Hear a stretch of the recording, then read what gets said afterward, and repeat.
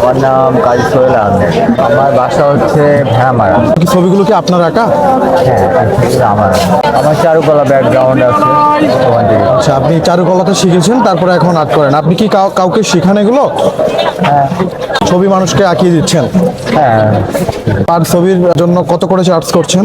এটা ওইভাবে নির্ধারণ করি নাই, তবে পার্সন অনুযায়ী ছবি কোয়ালিটি অনুযায়ী করতেছি। 500 500 টাকা করে। আঁকার যে সম্মান, শিল্পীর যে মর্যাদা, এটা কি আপনি পাচ্ছেন? না, এটা তো ওইভাবে পাওয়া যাচ্ছে না, কারণ একটা স্পেসের মূল্য মিনিমাম 2000-3000 টাকা দাম হয়, সেখানে আমরা মাত্র 500 টাকা করে দিচ্ছি। চাহিদা ইয়ার সাথে তাল রেখে ওইভাবে আমরাও দিচ্ছি। ঠিক আছে, টাকা না দিতে পারলে অ্যাটলিস্ট তারা মূল্যটা বুঝতেছে।